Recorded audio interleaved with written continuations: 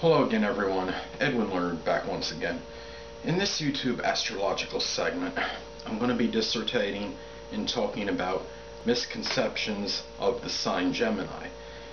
Now, I think really that the biggest misconception that many people may have regarding the sign of Gemini, because they're so intellectual and it's a sign governed by Mercury, is that they may be devoid of emotions or not really have much.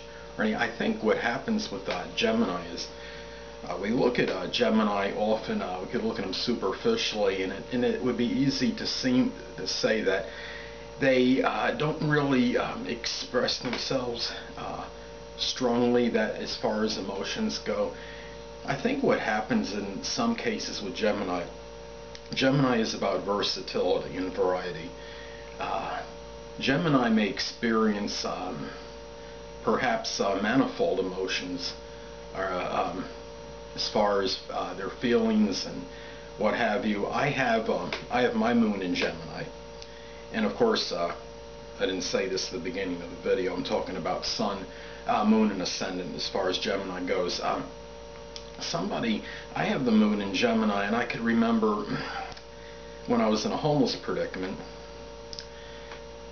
I was actually in it 2 times, and the first time was in 1994, when I was more literally homeless in the real true sense, and I had experienced a number of emotions simultaneously. Now, a lot of that's attributed to the problem that I was in. However, Geminis can experience a lot of different emotions, and perhaps why it's not always expressed, because their mind is so restless, and that it's just going kind of might go from one thing to another, and I think it may apply to emotions as well. But what happened was, in my situation, I had experienced, I was in fear, it was trepidation, it was frustration, it was just feeling despondent, there was sadness, there was anger, there was fear in me, and I mean, it may have been more attributed to the problem that I was facing, and a lot of people, regardless whether they have Gemini prominently placed in their horoscopes or not, may have felt this. But I think often this is kind of a Gemini type thing. And I've known some Gemini people, and I think there's a lot, at least, well, not necessarily a lot, but maybe at least a little more emotions than what they might show a lot of times on the surface. I could tell you I've had experiences with 2 Gemini rising friends that, though they weren't really type to really maybe like cry as far as the showing that on the surface, I know that there were certain arguments and certain things that I had said that I knew hit home with them. And a person doesn't necessarily have to display any kind of a strong sadness as far as crying goes to know that you may have hurt that person's feelings. And I think just because the sign may not really show it, it doesn't mean that they're insensitive. Now, a lot of and also one of those people with Gemini rising had a Cancer, stellium in Cancer. He was born an hour after me. He had Gemini rising, but he had his Sun, Mercury, and Mars in the sign of Cancer. So, and I think he had the moon in the 1st house as well. So that's kind of a little Cancerian overtones. So another thing too is it's just important to remember, as I've stated in a number of my other videos, that speaking of superficial, not to look at a chart superficially. And if somebody just has fundamental or rudimentary knowledge of the subject of astrology, then I just say, well, that person's got the sun in Gemini, and that means he's not really showing that many emotions outwardly. Well, it's important to remember to look at the whole chart and put that into consideration, because a sun in Gemini might have Cancer or Pisces rising, or might have 3 or 4 planets in water in their horoscope. So we can never really kind of like do a stereotype and say, well, all Geminis are necessarily like this.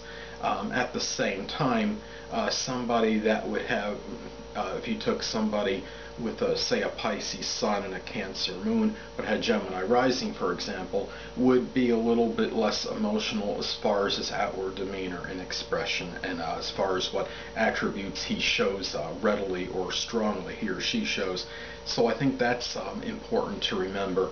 And the thing about Geminis, though, I do agree with the fact that Geminis they don't always have the persistent or consistent qualities. However, I mean, I'm sure there's a number of Geminis that have worked at jobs for a sustained period. So, I mean, in life, we have to be, regardless of our zodiac signs, we all, I think, will show some persistence, at least to some degree, at least in some facet or element of our lives. And Geminis, though they're bored and restless, and they thrive on variety. I don't think every Gemini gets a job and leaves it like every week or changes it once a month. Now, there may be some Geminis that might do something similar, but I don't think all of them necessarily are going to do that. And a lot of it has to do with looking at the chart as a whole, and there could be more persistent, tenacious qualities depending on the other planetary placements as far as house position, planets and sign, and so on and so forth. If we have, say we look at, and also a lot of people that have the sun in Gemini are going to have their Mercury in Cancer, so there's going to be more of at least an emotional quality to as far as the communication goes, and perhaps thinking as well. So that's another reason why I have to look at this like, well, Geminis are not going to be like completely devoid of emotion or feeling. And Geminis, though, like I stated before, a lot of times won't express their sadness or despondency outwardly. They do, I feel that they are a little bit more sensitive than what they're actually projecting a lot of times. And I know that from experience dealing with people that have had Gemini prominent in their horoscopes. There was even a sun in Gemini person one time when I had stated something, and I had stated something that was somewhat, I guess you could say, it was derogatory regarding him, and I could tell he was very dumbfounded and dumbstruck.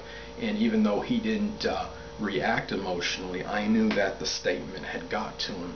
So it's really, to me, and also, if I remember correctly, he had Gemini rising and Gemini moon, Mercury in Gemini as well. So he had a plethora of influences in Gemini at the same time.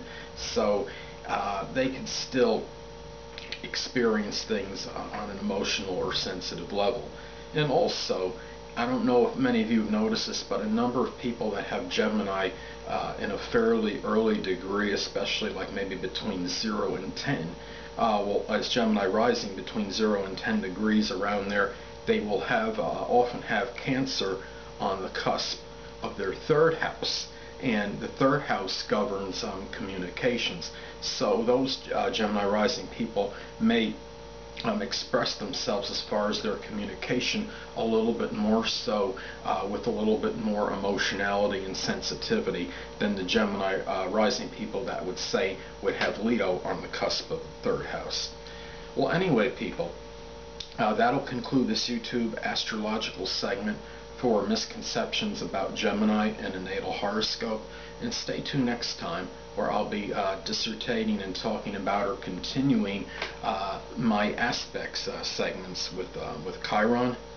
Two things I want to get with you on before I head out. Firstly, the stars may impel but do not compel. And secondly, never isolate any single astrological element, aspect, planetary placement, position, configuration, influence, or what have you, and make an analysis of a person, astrologically speaking, based on this alone, because a person astrologically is the sum of all their components in their natal chart, and not just one. Until next time, people, stay well.